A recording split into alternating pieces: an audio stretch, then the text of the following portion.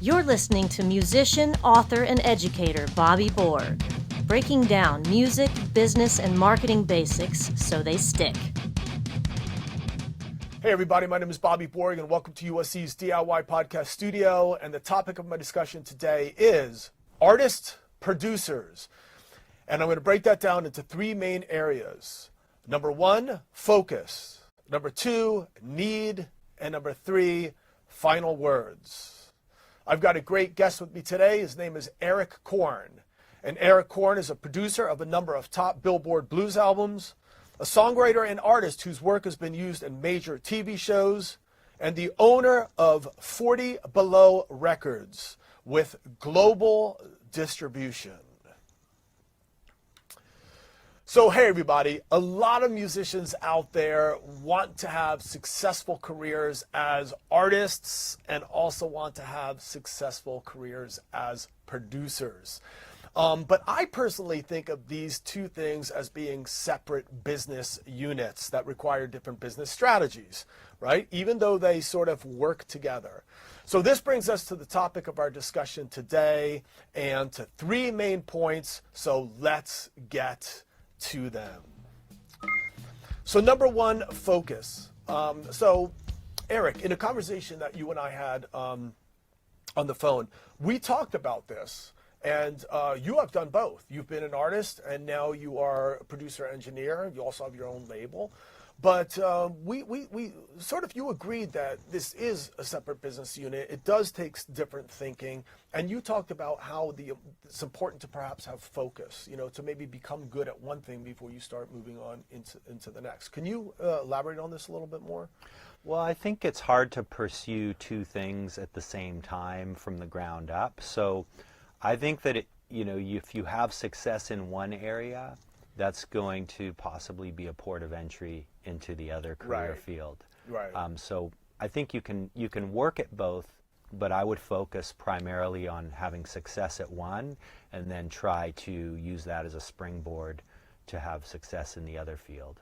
Right, and that makes a lot of sense because you think of a lot of people that have gone this route, and you think of people like Dr. Dre, even that got his start as a DJ and then started actually being part of a member of a band and then another band, and then starts to, that credibility starts to lead to people wanting to produce and record with him, and then he is the Dr. Dre that we know today, right? So yeah, it's kind of a natural stepping stone, sort of. Right? Well, I think, the pathway to being a producer is usually either as an engineer, as a musical director of a bigger band, or as a really successful artist where people want a piece of that mojo. Right. And so you have to think, if I'm going to be a producer, which one of ththose paths is the path that I'm going to take. Right. But, for people to trust you and invest their money with you as a producer, you have to bring something of value.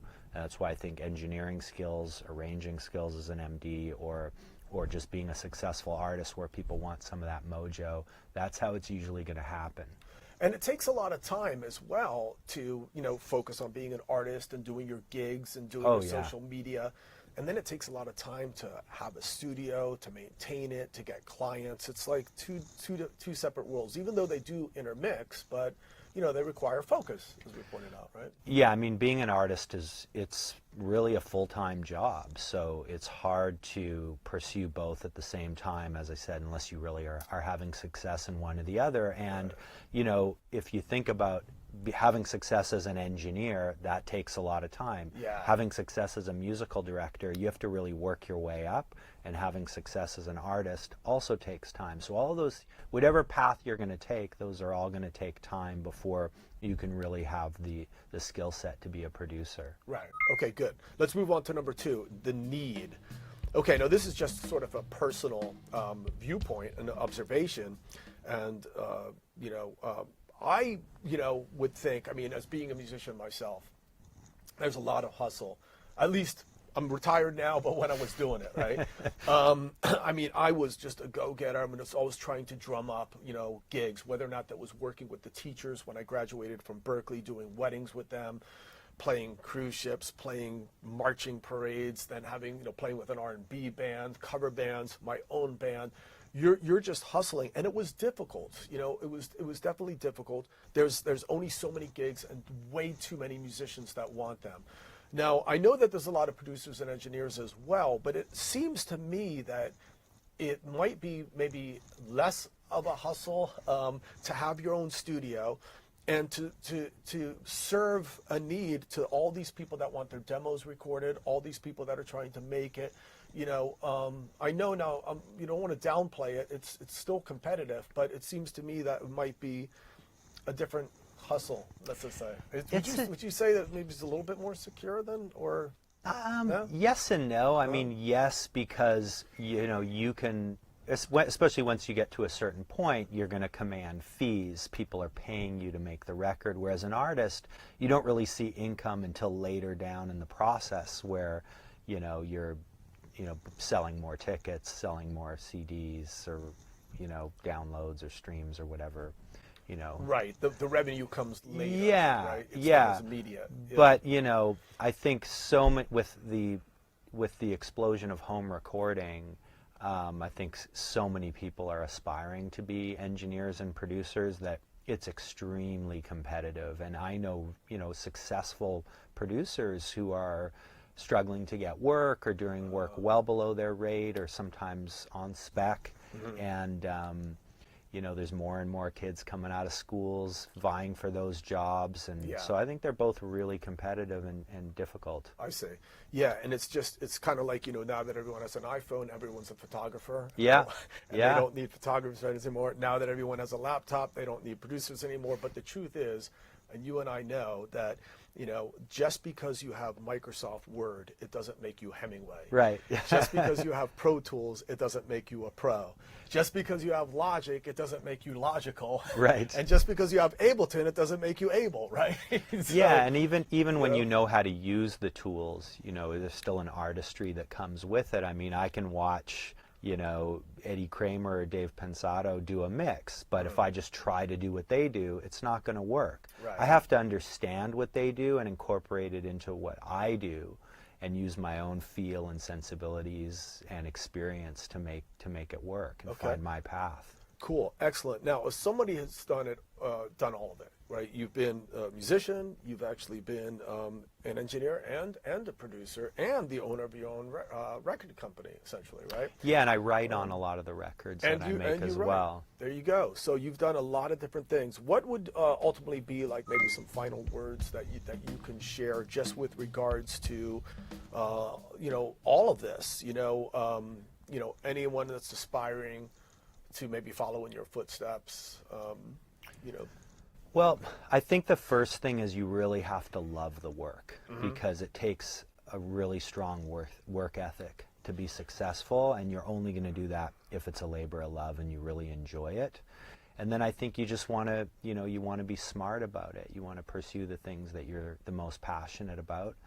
And the other thing I would say is it's really difficult to make a good living just with one revenue stream unless you're a superstar. Right. And so I think you want to, you know, get to a point where you're really tapping every possible revenue stream for yourself. So for me, I'm an engineer, I'm a producer, I'm a songwriter, I've got a label, I teach. That's a lot of revenue streams. Sure. I didn't pursue them all at once. Right. But over time, I sort of expanded my skill set and opened up more revenue streams, and I think that's been, you know, a big key to my success. Right, and also expanded a little bit into authorship as well. Eric and I have worked on a book, co-authored a book together called The 5-Star Music Makeover. Was a combination of songwriting, of publishing, of marketing, of recording, right? And and vocals. Vocals, yeah. Mm-hmm. All right, you guys. So essentially what we talked about, so thank you very much. My pleasure. Thanks for having me. Yeah, definitely. Great little segment that we just did. You guys, what we were talking about is essentially artists, producers, and we focused on 3 main areas. Number 1, focus. Number 2, need. And number 3, final words. So I hope you enjoyed this clip. So, hey everybody, my name is Bobby Borg, and I'm just trying to break down music business and marketing basics so that they stick. Please be sure to check out additional clips, and please be sure to share, comment, like, subscribe, etc. Please be sure to also check out the revisions of my new books, Music Marketing for the DIY Musician and Business Basics for Musicians. And as I always say at the end of these podcasts, peace and thank you very much for watching, you guys.